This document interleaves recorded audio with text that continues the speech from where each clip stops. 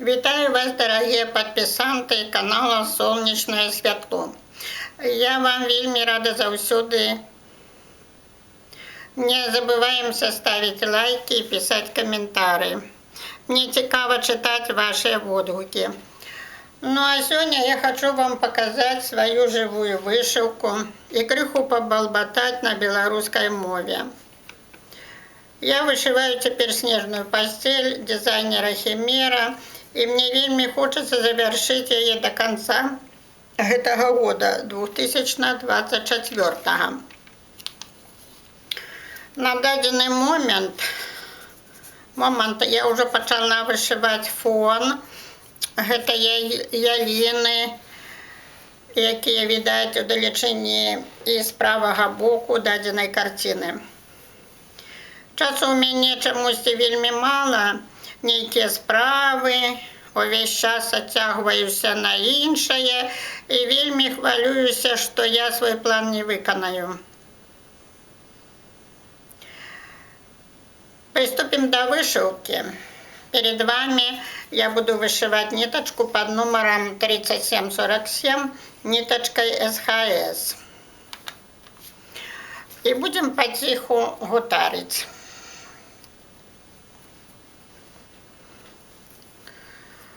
Я крыху расскажу про себе.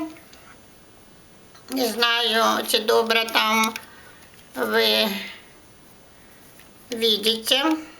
Ну, не знаю, но надеюсь, что все более-менее. Итак, что я вам хотела поведать. Я крыху расскажу про себя. Значит, я коренная жыхарка Беларуси, народилась у городе Лида. Мои бацькі таксама каранныя жыхары Беларусі. Яны нарадзіліся ў Лідскім раёне, потым пераехалі жыць у горад Ліда. Яны працоўныя. Усё сваё жыццё яны працавалі на заводзе. Я хадзіла ў садок, потым у школу. Трэба сказаць, што я нарадзілася, калі наша Беларусь уваходзіла ў СССР.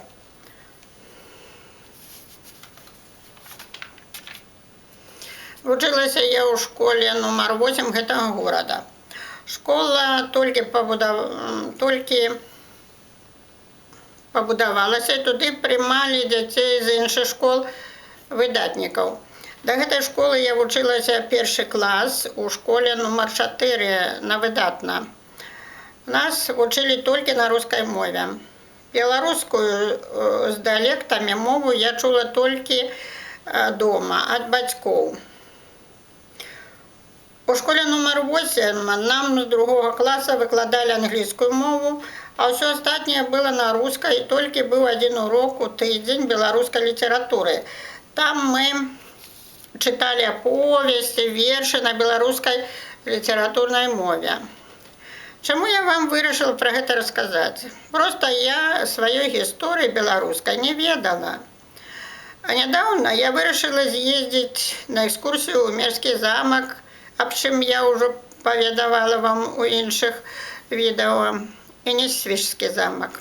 Да гэтага я была ў Брэсце, у Пушчы, бачыла зубраў, у Менску, іншых странах, у Расіі, Польшчы, Літве.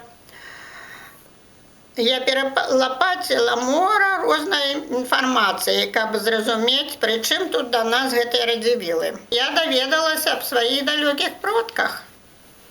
Оказывается, с 13 стагоддзя у документах тых гадоў, у картах старадаўніх, наша краіна звалася Беларусь. А яшчэ яе звалі нашы продкі Берасцейска. Гэта значыць Белая Русь. Да Расіі яна дачынення ніякага не мае. Значэнне слова Беларусь абазначае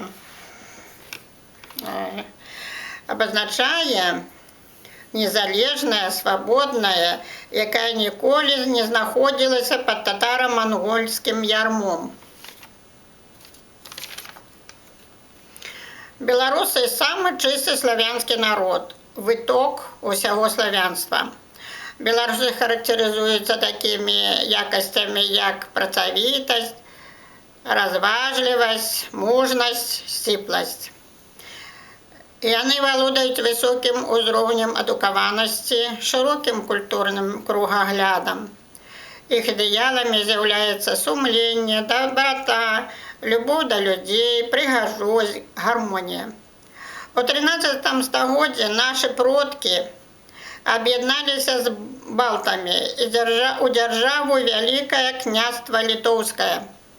Туды ўваходзілі землі сучаснай Беларусі, Літвы, Кіеўскай, Чарнігаўскай і Валынскай абласцей Украіны, Польшчы, захад Расіі ад Балтыкі да Чорнага мора.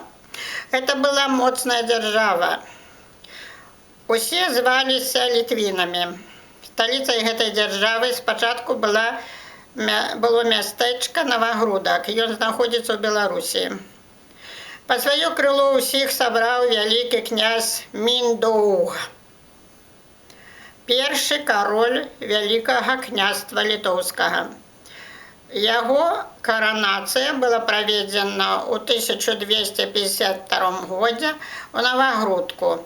Затым яго змяніў Гедэмін з 1316 по 1341 год.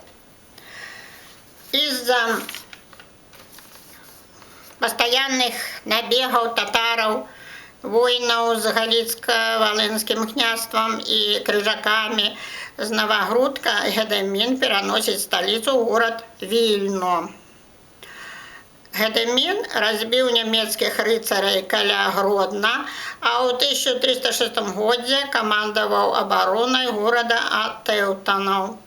У той час многія расійскія гарады добравольна ўваходзілі пад абарону гэтай дзяржавы, бо татара-мангольская іга яны баяліся больш. Так коротко я вам трохи поведала, на гэтым, мабыць, я спынюся. Далей, што было, я раскажу ў наступным відэо. Хочу вам усім сказаць, што я вельмі ганаруся сваімі продкамі уже за тое, што яны не схілілі свае галовы перад татара-мангольскім ігам, не насілі ім дань і не падалі ім у ногі. Шкада, што мы, беларусы, так мала ведаем пра сваіх выдатных продках, і наша моладзь павінна ведаць сваю праўдзівую гісторыю. А на гэтым я з вамі развітваюся. Усіх кахаю. Пакуль-пакуль!